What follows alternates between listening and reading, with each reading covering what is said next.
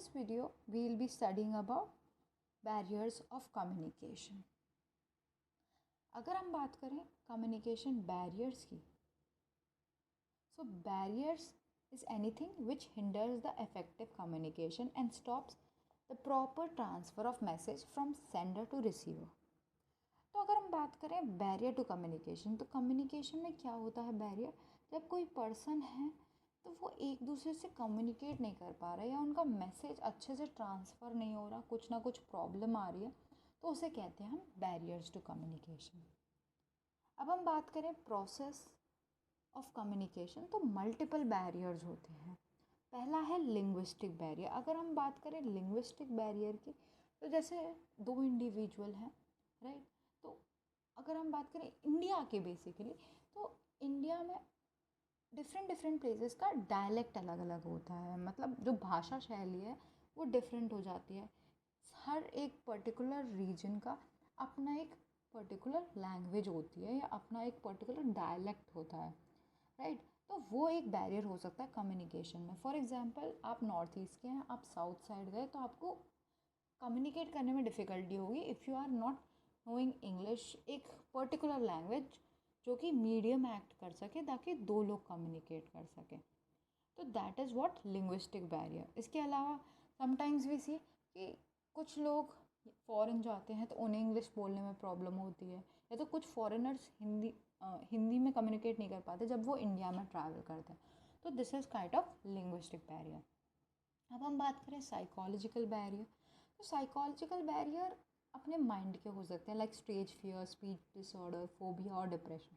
तो psychological order हमारे अपने साइकोलॉजी से रिलेटेड होते हैं. कुछ लोग कम्युनिकेशन में नहीं कर पाते, किसी को स्पीच का डिसऑर्डर होता है, कुछ बिकॉज दे आर डिप्रेस्ड, तो भी अगर हम कुछ मैसेज उन्हें दे रहे हैं तो they are not able to understand, या कुछ बहुत ज़्यादा नेगेटिविटी लिए रहते हैं, तो they think that every time you speak something, तो वो नेगेटिवली उनको इम्पैक्ट करता है. तो वो साइकोलॉजिकल बैरियर में आ गया.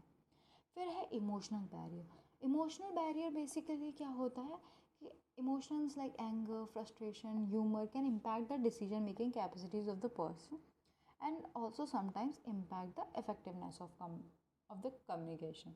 तो अगर हम बात करें इमोशनल बैरियर्स की, most of the time we say कि हमें इमोशनल होकर डिसीजंस नहीं लेने चाहिए, या we should not be taking decisions when we are happy. तो इट इज़ बिकॉज कि इमोशंस में इंसान की डिसीजन मेकिंग कैपेबिलिटी उतनी सही नहीं रहती. तो कम्युनिकेशन में भी जब एक पर्सन दूसरे पर्सन से कम्युनिकेट कर रहा है, तो एक ही लेवल पे दोनों को होना ज़रूरी है, स्टेबलाइज लेवल पे. It should not be one person is okay, other person is in a anger mood या फ्रस्ट्रेटेड या किसी और मूड में. उसकी वजह से it is a barrier for the communication. Next we talk about the physical barriers to communication. तो physical barriers क्या क्या होते हैं? फॉल्ट इक्विपमेंट और physical distance between the people. तो अगर हम बात करें फिज़िकल बैरियर में, तो कभी कभार अगर हम ऑनलाइन मीटिंग्स लेते हैं तो भी it can act as a physical barrier, because we are not physically with each other, तो वी कैन नॉट कम्युनिकेट. मतलब हम अपने एक दूसरे के जेस्चर्स नहीं देख सकते. या तो for example I am communicating from here but my friend is in a different room, तो हम लोग कम्युनिकेट कर रहे हैं, तो वो भी it can act as a barrier. कुछ आवाज़ जा रही है, कुछ नहीं जा रही, it is a barrier. Next is cultural barrier of communication. अगर हम बात करें कल्चरल बैरियर की कम्युनिकेशन में, तो कल्चरल बैरियर बेसिकली वो बैरियर्स होते हैं कि जो कि कल्चर्स की वजह से होते हैं. कि मतलब I am of a different culture और someone is from another country, उसका कल्चर डिफरेंट है, तो उसकी वजह से कभी कभार कम्युनिकेशन बैरियर्स होते हैं. फिर ऑर्गेनाइजेशनल स्ट्रक्चर बैरियर. तो अगर हम बात करें ऑर्गेनाइजेशनल स्ट्रक्चर बैरियर की, तो बेसिकली जैसे ऑर्गेनाइजेशन का स्ट्रक्चर होता है, अगर ऑर्गेनाइजेशन का स्ट्रक्चर स्ट्रिक्ट है कि अपवर्ड कम्युनिकेशन, जो अभी नेक्स्ट लास्ट वीडियो में हमने पढ़ा था कि मतलब जो सुपीरियर कुछ बात कहना चाह रहे हैं सबऑर्डिनेट से, तो वो कह सकते हैं. बट अगर जो सबऑर्डिनेट्स हैं वो सुपीरियर से बात कहना चाह रहे हैं तो वो नहीं कह सकते. तो वो प्रॉब्लम है कि मतलब ऑर्गेनाइजेशन में अगर रेस्ट्रिक्टेड है कि आप किसी से बात नहीं कर सकते, आप किसी से ज़्यादा कम्युनिकेट नहीं कर सकते, तो वो भी एक बैरियर है. कि एक स्ट्रक्चर है जो कि स्ट्रिक्टली डिफाइंड है, बट उसकी वजह से एम्प्लॉयज़ को प्रॉब्लम आ रही है कि वो अपनी चीज़ें कम्युनिकेट नहीं कर पा रहे हैं। Last is attitude barrier. Attitude जब बात करें तो सबका एटीट्यूड डिफरेंट होता है। कोई इंट्रोवर्ट होता है, कोई एक्सट्रोवर्ट होता है, किसी में शाइनेस होती है, किसी में सोशल एंग्जाइटी होती है।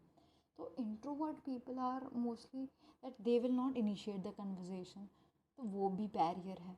एक्सट्रोवर्ट मीन्स कि एक्सट्रोवर्ट में too much they are speaking, right, तो वो सामने वाले की नहीं सुन रहे, तो वो भी बैरियर है। इंट्रोवर्ट में the person is not able to give feedback because the person is introvert. Similarly in shyness, if a person is very shy to talk, तो हमें समझ में नहीं आएगा वो समझ गया हमारी बात की नहीं। सिमिलरली कि सोशल एंग्जाइटी, कुछ लोगों को सोशल एंग्जाइटी होती है, they can not have a communication with anyone, तो वो भी एक काइंड ऑफ बैरियर है। और सिमिलरली ह्यूज ईगो, कुछ कुछ लोगों में ईगो होता है that if I am at this level so I am always right, below me the people are not right, तो वो भी एक एटीट्यूड बैरियर का टाइप है ना। Last is perception barrier.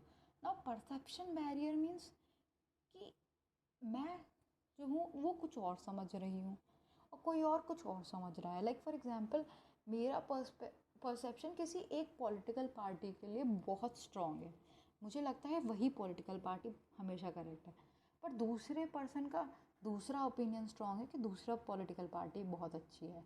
तो फिर उसकी वजह से कम्युनिकेशन अच्छे से नहीं होगा कि हम दोनों ही एक दूसरे को डिमीन करने का ट्राई करेंगे। हम दोनों चाहेंगे कि हमारा अपना ओपिनियन स्ट्रॉन्ग रहे, क्योंकि हमारा बिलीव इतना स्ट्रॉन्ग है, हमारा परसेप्शन इतना स्ट्रॉन्ग है, तो हम कभी कभार अपने परसेप्शन की वजह से रियलिटी नहीं देखते, तो वो भी एक बैरियर होगा। लास्ट है टेक्नोलॉजिकल बैरियर और सोशल रिलीजियस बैरियर।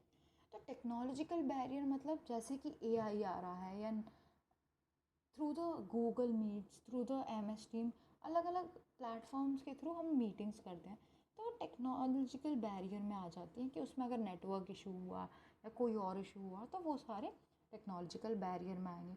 और ऐसे सोशल रिलीजियस बैरियर की बात करें तो सोशल रिलीजियस बैरियर में बेसिकली वो चीज़ें आ जाती हैं कि हम अलग अलग सोशल बैकग्राउंड के हैं या हम अलग अलग रिलीजन के हैं, तो हमें अपने एक दूसरे के रिलीजन को समझने में डिफ़िकल्टी होती है, तो वही आता है सोशो रिलीजियस बैरियर या टेक्नोलॉजिकल बैरियर में। So hope you understood about the barriers.